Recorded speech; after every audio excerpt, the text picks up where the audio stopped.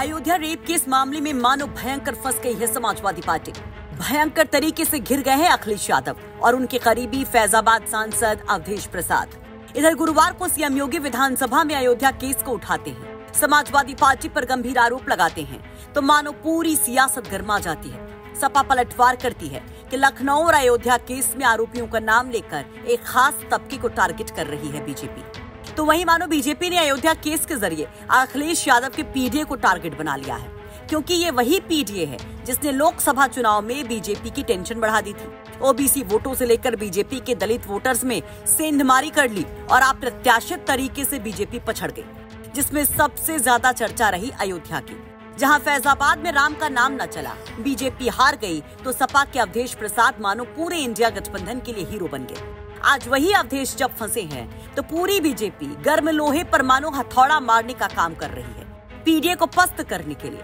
देखिए केशव प्रसाद मौर्य का ये बयान जो सोशल मीडिया प्लेटफॉर्म एक्स पर उन्होंने दिया। केशव प्रसाद मौर्य कहते हैं, सपा का पीडीए बहुत बड़ा धोखा है। कांग्रेस की मोहरा अखिलेश यादव। क्या आपके पीडीए में निषाद समाज और अयोध्या की सपा नेता द्वारा बलात्कार का शिकार हुई बेटी नहीं है?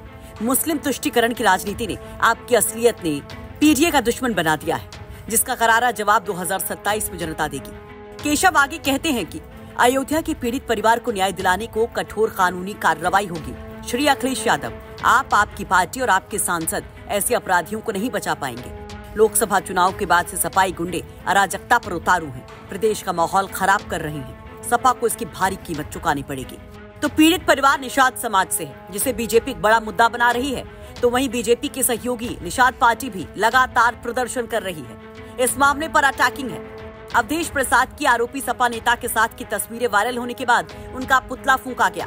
आपको बता दें कि कल पीड़ित की मां सीएम योगी से मिली और पुलिस पर सवाल उठाए थे, जिसके बाद हिला हवाले और केस दर्ज करने में आनाकानी, लेट लतीफी करने के आरोप में पूरा कलंदर थाना अध्यक्ष रतन शर्मा और भदारसरा चौकी इंचार्ज अखिलेश गुप्ता को सस्पेंड कर दिया गया। तो वहीं आरोपी सपा नेता के दुर्दिनों की उल्टी गिनती भी मानो शुरू हो चुकी है। अब आरोपी पर बुलडोजर एक्शन की तैयारी शुरू हो गई है। उसके बैकग्राउंड को चेक किया जा रहा है, उसकी संपत्ति का लेखा जोखा जुटाया जा रहा है। राजस्व विभाग की टीम ने जमीन की पैमाइश भी शुरू कर दी है। आरोप है कि मोहित ने तालाब और सरकारी जमीन पर अवैध कब्जा कर रखा है।